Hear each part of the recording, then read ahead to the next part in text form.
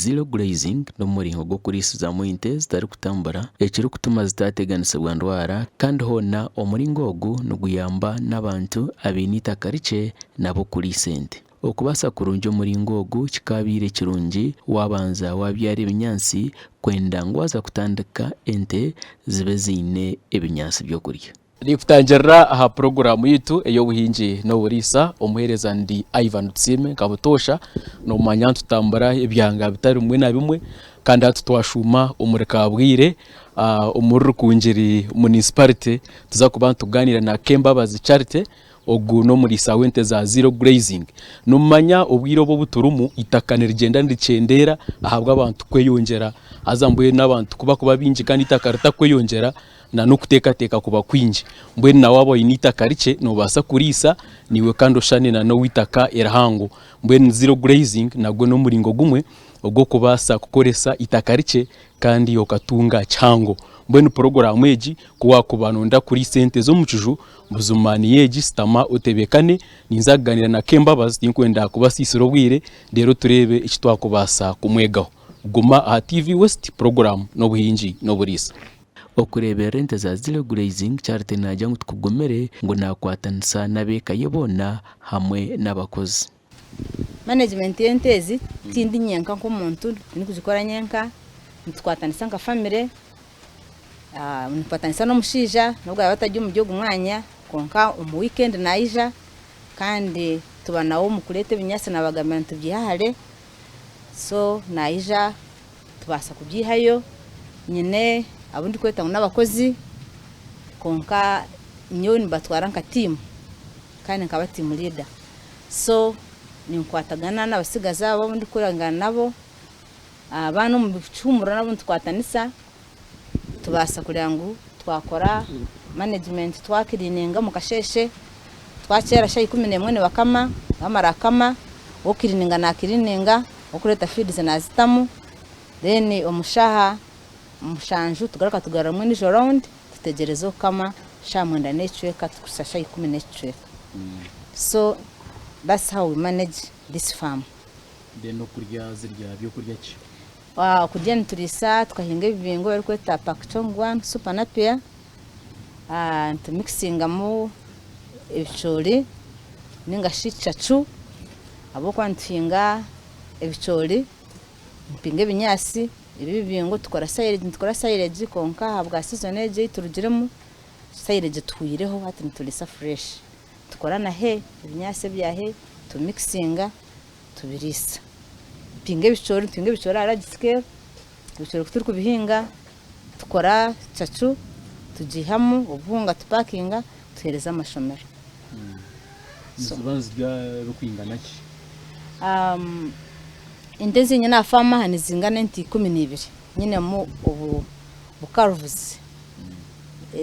zikuzire ni 10 then no bunyana bubiri so umukasheshe ntumakinga sure twapima yeri silage ntubanzihereza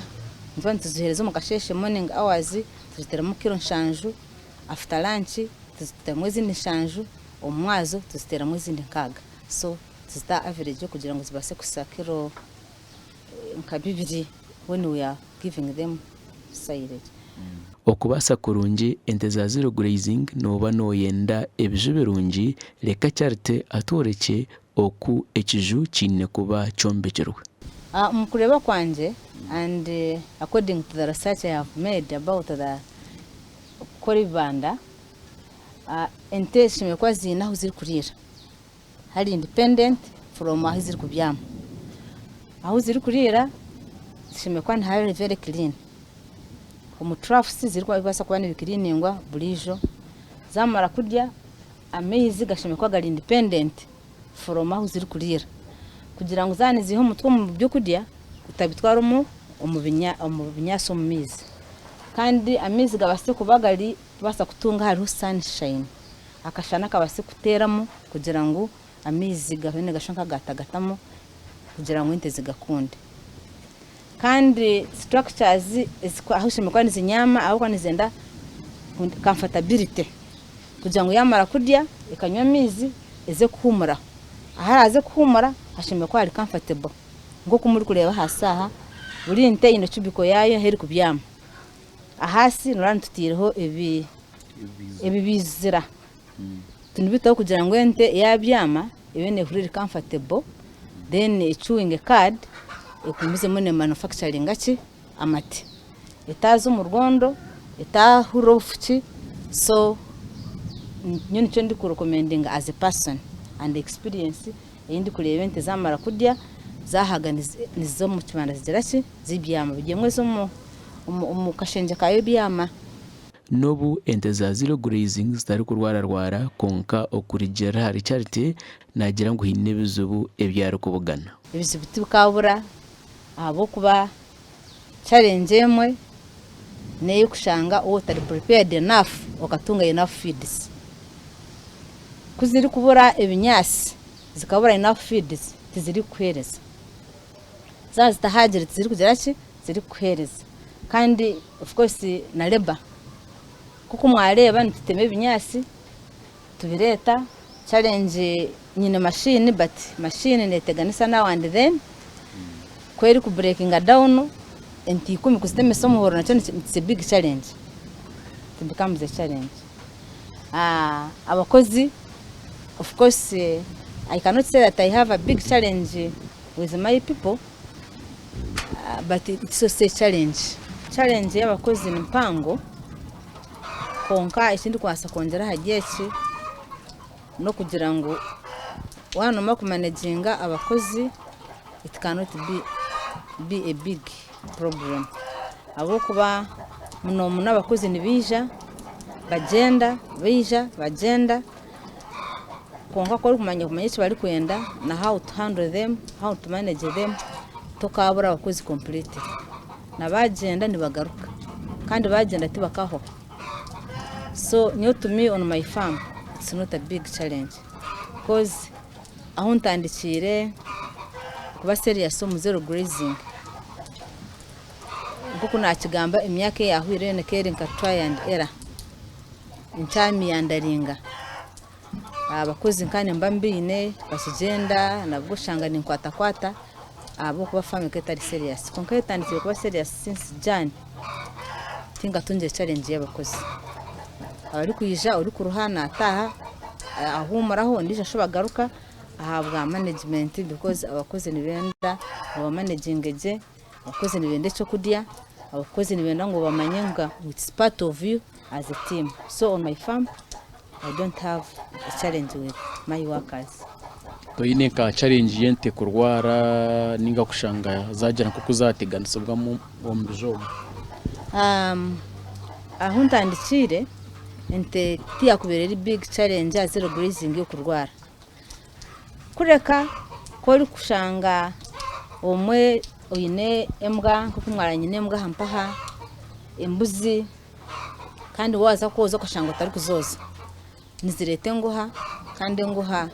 zirabanisa muki zirabanisa mwente abo kwa imibaze yituri kose hati wayoza enko atizikaroka kugenda. So ntani cyenda ngo woyine farm ya zero grazing obeno mangu teine accessibility kushanga embwa nizitahamu embuzi nijene zitahamu kuko zi protecting zero kompaho no shanga ente za zero grazing zitakarwara singa munonga tubone kiteganisa no kugira ngo umwe nizenda ngo supplementing nutrition is most important ante za zero grazing kandi ko ruko batazitira mutori kuyihama nimanyisa ngo nikiba expensive in terms of feed sinka dairy meal aho mwana ari tenko kenke bikanja tubihambarara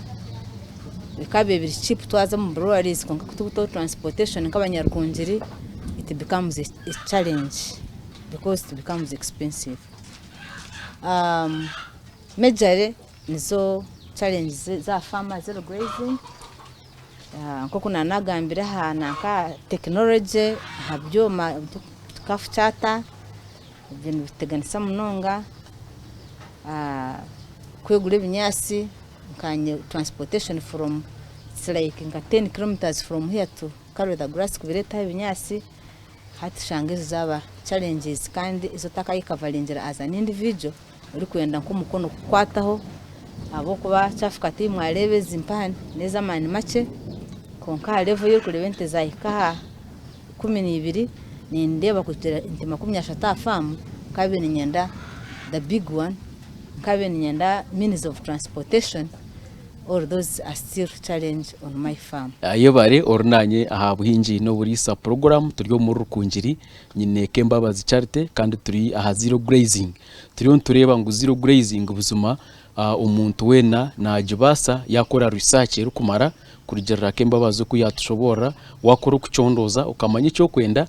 ni wente yo kurira umucuju buzima nujibasa nyenda tumureho bitakahumuireho ni nkusiya ngo twine banywani bita ba Champurisa International Limited abantu bakora ekirungo cyebyo kurya byenkoko hamwe n'ebyo kurya byempunu echa Hendrix concentrates ekirungo eki wachereza enkoko kandi okagumizamo kachereza empunu buzima notunga amagoba agirireyo katumureho ntugaruka na Charity turukweyongerayo omisho utakarugaho.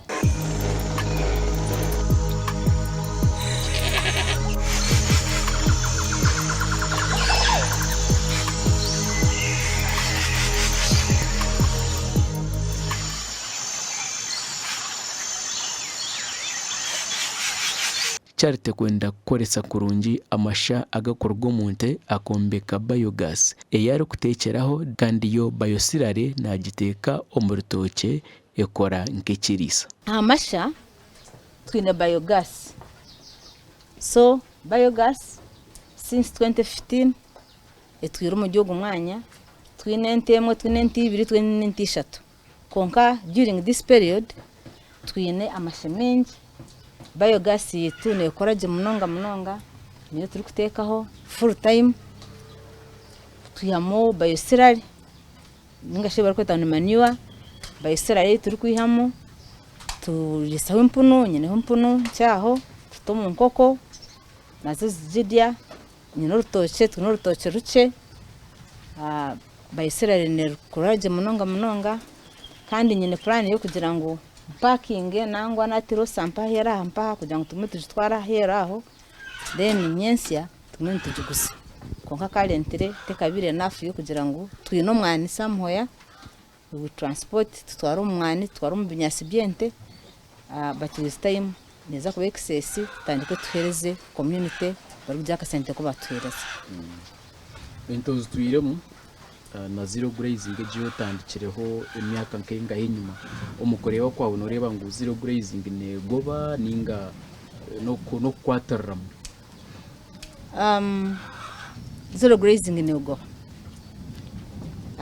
nkumukutandiko nane ngamba and farming is always about passion. So ko kuba passionate about something notekwa kuchikora na mani ntandikiro umujyogo mwaka nyowe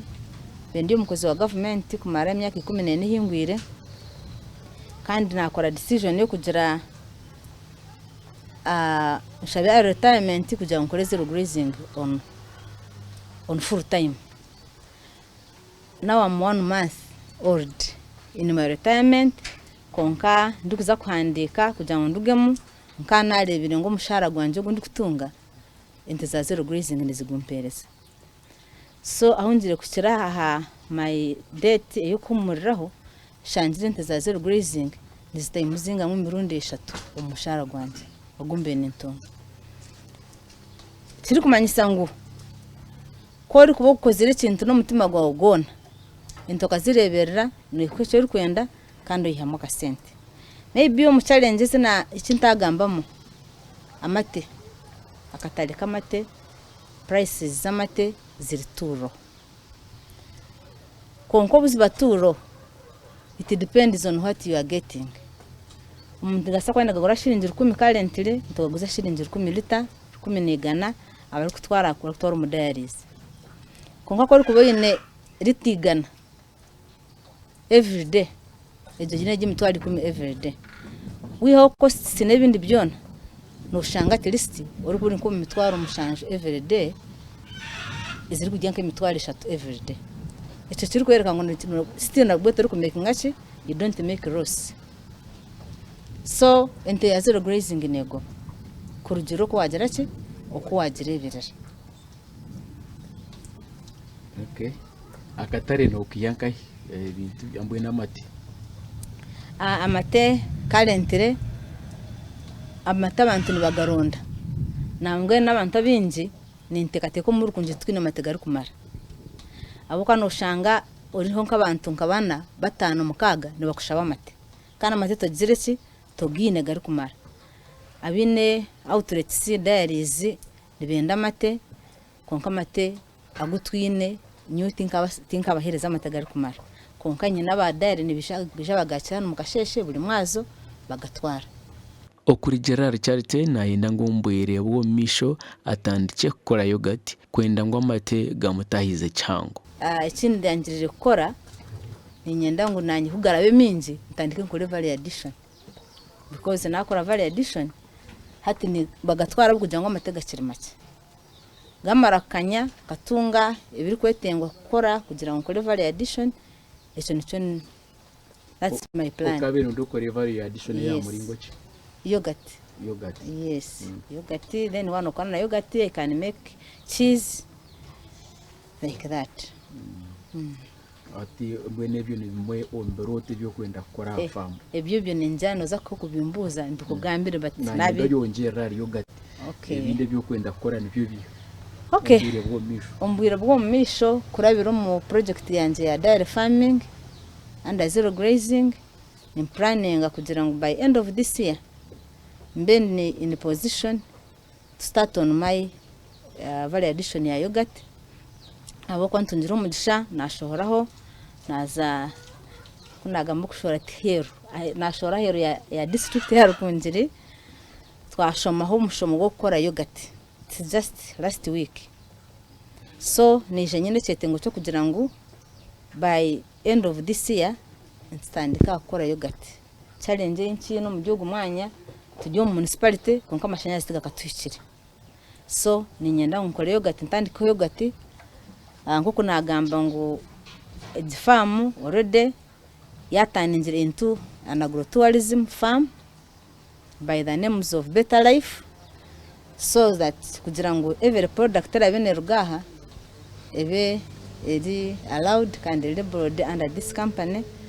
so twakora yogurt kugira ngo tubase kutaninga into breeders koze nakona bagambira ntezi tuzihira hero Bushenyi Mubende and Kashali therefore umuri kunje tuzeki twine breeds so nyenda nkore yogurt a farm planning kugira ngo mbenye ne honte zo kuleta amate ni planning kugira ngo ushange twine nti 30 tuzoguma constantly then we start breeding out for those who want breeds. Charite nashobora ari kugira ngo farm eji ehurira abantu abamwetorire bari kushoma okubine kuri sente bari kukoresa itakariki aksene benefiting abo kwa people are coming up to have zero grazing first of all bija batunga amagezi ko kwashimira kwana bagiye revingo abandi ni abahire mbibaza zevingo zitwineho abandi people around here ni amateni bija gakira hano gemyezi yes and abandi tukora nitwa a farm on casual basis nebija tubatora kwinga bivingo kwinga bicori so they are really benefiting mubashomesana no kurisa kandi tujese kubagambira norabo tinente abase kuhinga ibinyasi ninge bivingo kugira ngo rabo inente nkubwira gutubita bwo mushana nisha gure ibinyasi gitwara nkahe farm kandi bibasa kumu abo kwa nkifoko ibyo tubitaka kuzire abena babino tubingo batutema tucyaro kutwaroko tubasija twasina makasente tubitwara therefore we encouraging them to make sure even those who don't have enough land, those who don't have cows, they can even go ahead bahinge binyasi abazinente kuko kuzere yitwa kuturuma urban farming we can buy from them. Ebyo na Charite najya unabikora kurabera omukuchondoza hamwe no kutayayira abarisa n'abahinji kunashaze no kutekateka kugira ngo mpumura imirimo yanje inabene nkora na investinga munonga omukumekinga shongo na making research nakora research ntine kinde kinakoze buri every farmer different districts so nabene ndeba I could visit ndebe ko bari gukora kunamazire emyaka yahwire in my home abana bakajya nya TV nindeba program y'ubuhinzi no burisa kusha mami we program y'ubuhinzi no burisa yatariho tari kureba ki so nkantane manyangu sha gwa kabiri sha ishatu neceka nyingi uza kureba ki like nka 5 years back. So that was my channel. Ndi kureba ndeba barisa ndeba abahinzi by inspired. So from there natandika kuinvestinga more on data. So I could not go to Kenya, I could not go to Netherlands, I could not go to other, but I get everything from YouTube. And in my YouTube nindeba a farming, zero grazing. Nimbasa kukoranta nkaika ebije muri kurebe impate ndaresera muntu ona kuja kubinkorera hano nyanke to muntu na mwereke giku gikashimba kwa nagira ki nankorera because I knew what I wanted. So it's nisintu kirungi munonga kuza kutandika ikintu cyona ukabanza wakora research ningashi ukatunga ubwenge knowledge utakatandikira. So aho nombase kutunga what I know and I believe kugira ngo tinyine because so in terms of support what I could do as a person I'm trying, but if I can get another push with my knowledge I can reach somewhere. Kurkan como government ni como organization. Organization partnerships anything because I know I have a lot but implementing is becoming a struggle. Ni kusima owanyegitaho rizoba kandi twasiba umucyaro cya Kabwire Karangaro Western Division Rukunjiri municipality twine Kembabazi Charity ogu no muri sawente za zero grazing twareba ngo zero grazing no muri ngo gumwe ogubura umuntu ayine kwirukanjera eberebi ahabwo kuba ente wabozi n'umucujo buzuma tuzukwenda munonga icyo kubanza tuzukutambara no mente kuzukutambara munonga zukwa amatemache za zero grazing zbanzira hamwe nuzukwa amateminji kandi na maniwa nugirebera kurunji nugiyaho twareba ine biogas iki nakikorata ahubwo kugira ngo amasha agine omwanya gumwe kandi nente za zero grazing tuzukurwara ente kuzukutambara zihaye ngoha zihe n'ubundi burwire kunkaza bazira hamwe ente tuzikarwara mbwenu zero grazing ine omugasho muhango ogwe kubasa kuyambaho iwe nko murisa wajetabamo ninga wajukunda no basa kujiha mu cyango kusinga aha muntu ogwe orukurisa ente ezurukwetambuza twine Champrisa International Limited abantu bateka mu sente program ite yo buhinji no burisa